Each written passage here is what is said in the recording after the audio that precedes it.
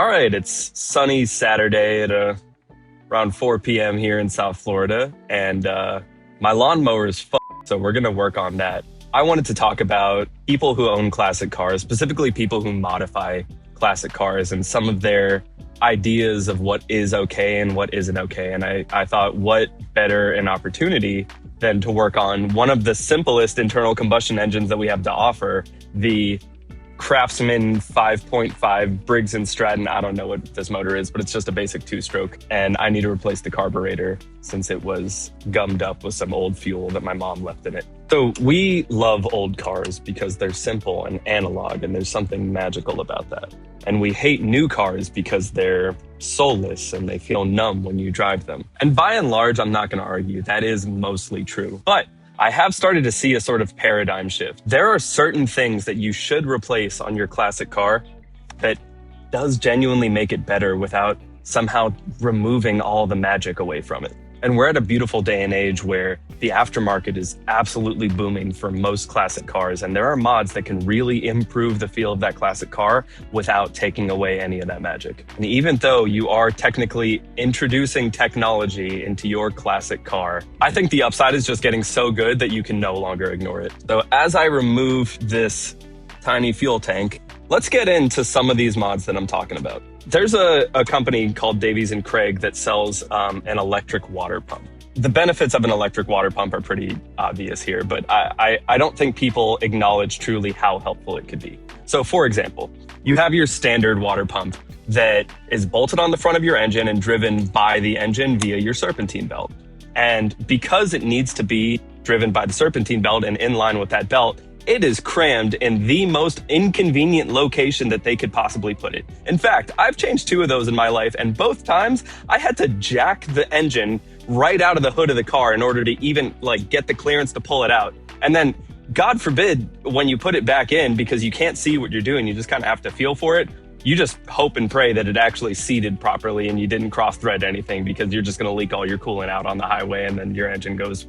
It's interesting to think of a water pump as like a performance mod, but it actually is, because on one hand, increasing the ability to maintenance your car is really, really important. I mean, if you're somebody who tracks your car, being able to easily maintain something that commonly fails, like a water pump, especially under heavy load where your engine's getting hot and cold, and your water pump is being spun extremely quickly because you're always at high RPMs, relocating it away from that inconvenient spot at the bottom of the engine and putting it somewhere that you can get to it a little bit easier because it no longer needs to be driven by the engine is a massive, massive upgrade. And that's not even talking about the performance gains you get just by not having that parasitic draw on the engine from driving another pump.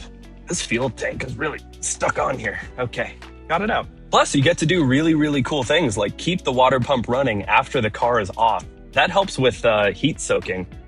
Where you need to just essentially continue pumping water through your engine so that after you did a hard track run or something, your engine's just sitting there hot with the engine off, not moving any coolant through it. And that heat can actually cause a lot of harm to the internal components of your engine, which no longer would be an issue if you had an electric water pump. Let's talk about electric power steering. I feel like electric power steering is like the Voldemort of car mods. People don't like it because a lot of companies, cough, cough, BMW, had an implementation of electric power steering that felt really, really numb. And I know a lot about this because for 11 years, I've driven a 2003 BMW Z4 that had one of the earliest implementations of BMW's electric power steering. And it is numb.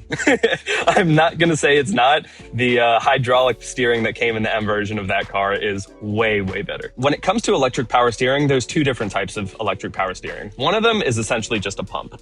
And the pump is really, really easy to justify because all that is maintaining your hydraulic system, which has all that awesome road feel, direct connection to the wheels, all that stuff that enthusiasts say they like. But again, it doesn't have parasitic draw on your engine because instead of being driven by the engine, it is being driven by an electric motor. Preferable, if you ask me.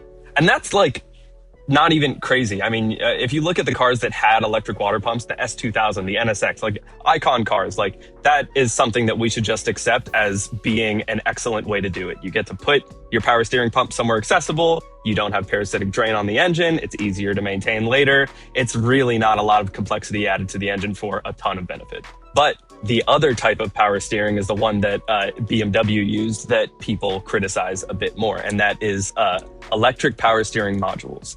That means that we're not driving fluid, we're not using a hydraulic system, we're not using a pump. We have an electric power steering module that multiplies the force that you put into the steering rack to help you turn the tires. And in an aggressive application of electric power steering this way, you can end up with a numb road feel. But Porsche has an implementation of this that is definitely not numb. Maybe it's not ideal, and maybe we can chalk that up to magical Porsche tuning. If your car didn't come with electric power steering, then an EPS module is just a game changer. You don't have to mess around with hydraulics, leaks, fluid. You don't have to route any of those lines. You just manufacture some way to fit it into your steering column, and then you're good to go. And the thing about how it like feels numb, I think doesn't apply as much as people think it does at spirited driving. I think most of the time that you're going to be driving, you're going to be just, going around town, going through parking lots. And yeah, when you're trying to do a 3-point turn in a Walmart parking lot, your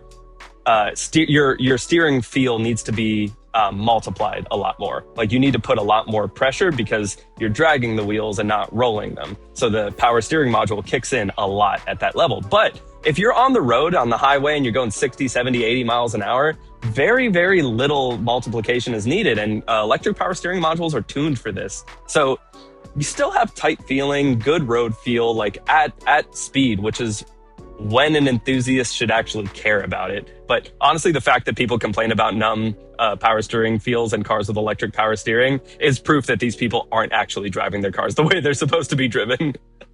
Where's my new carburetor? Oh, here it is. Just do a little bit of that, and a little bit of that. Nice. Nice. I got another one, electric AC system. So somehow I'd never heard of this, but if you ask me, it makes a ton of sense. People have been ripping the AC out of their cars for years because track cars don't have AC and they don't want to deal with the parasitic power drain. And I'm not going to make the argument that this is actually a solution to parasitic power drain, because there have been specific studies about electric AC systems that show that the drag that they add to your electrical system requires an alternator that needs to spin up more heavily, which essentially equates to if you just had a dedicated AC condenser pump. So we'll set that aside for now. But this is more of like a drivability and a living with your car mod. Everybody knows somebody that either doesn't have AC working in their car or ripped the AC out of the car because they're gonna drive a race car, god dang it. And I just can't help but think that that is the dumbest thing ever. Like, why would you take AC out of your car? Maybe it's the Florida boy in me talking, where it's 120 degrees and your car dash can essentially like cook eggs on it, but you need AC in your car. But AC is expensive and AC is hard to maintenance. And for somebody who has a modified car, maybe with an engine swap, AC might not really be feasible because either the AC system that came with the engine is not available or doesn't fit in your new application or any of those reasons. Or potentially you strapped a turbo on there that needed the clearance that your AC hard pipes were taking up, and you had to make a choice. And I can't fault you for making the correct choice in that situation. So you do have an alternative though. You don't have to run a stock AC system. You don't have to use hard coolant pipes or anything like that. You can actually route things wherever you need, because you can take an electric AC condenser that doesn't have to be driven by your engine and just mount it wherever you need it to be. You can find the space to have AC in your car. And they sell these kits for like less than $1,000, just fully integrated. Even if your car didn't originally come with AC, they have ducts that'll go through the firewall and actually split out so you can have face and foot coolers like your car came with factory AC. I mean, these things are an absolute game changer. And if you're out there trying to tell me that you need your race car to not have AC when this is an option, I'm not hearing it. I'm done with it. I'm not hearing any of it. I think we have a responsibility to make classic cars good. I think a lot of people are under the impression that classic cars are cool, but they're just not really viable to drive these days for a number of reasons. I mean, it's true, a lot of them are really inconvenient. If your car didn't have AC or power steering, you don't really want to drive that. But we have the technology now for really cheap to include those features in old cars that I think can really change the perception of a car. I mean, the most important thing about a classic car is to drive it, right? So I think just having those things be cool, be able to show people, yeah, old cars can be awesome. Have those things out on the road instead of sitting in a garage to be taken out one day when the time is right, I think is the right way to do this. And it's a responsibility that us car enthusiasts have to keep car culture pushing forward. As we're wrapping this up, let's talk about the future a little bit, because there are some things that I'm really, really excited about, and it isn't all just sadness and sorrow. Car manufacturers are starting to use electric turbos, namely Mercedes and Porsche, and these things are absolutely amazing. I mean, just imagine having a gigantic turbo on your classic JDM car, your LS something engine, and not having any of the drawbacks of turbo lag. Being able just to have an even torque curve like a naturally aspirated or supercharged engine, but with all of the efficiency and power that comes from a gigantic turbo. Like, you could have a 1,000 horsepower Supra that has its full torque curve from 1,000 RPM. I mean, that would just genuinely be an insane car. And while right now that's the most cutting edge technology, I'd say we're only 5 or 10 years away from that being widely available to the aftermarket. And that's not just something that car manufacturers are doing right now that needs to be, tied into some complex electrical system. I mean, these things could be controlled by the same aftermarket ECUs that tuners have been using to make Honda Civics shoot flames since the 90s. Anyway, in light of everything going on in the car market, cars becoming more complicated, more electrified, I just wanted to share my thoughts on the idea of taking some of those electrical components and bringing them back to old cars. Whether it's to make it faster, simpler, or just more reliable so you don't have to work on the thing as often, I really think that you shouldn't limit yourself on the things that you can include in these cars. I mean, people are already doing it. Aftermarket fuel injection systems are common for classic Ford and Chevy engines because nobody wants to deal with a carburetor. And builds with big cams already use electric vacuum pumps because the idea of keeping a vacuum system pressurized through tiny channels in little tubes running all over your engine is just, it's outdated. It doesn't need to be that complicated, and you're just making things harder for yourself. And if one person tries to tell me that carburetors are better because the blah, blah, blah, I am going to whack them over the head with a brake drum, because you should know that some things are just meant to be left in the past.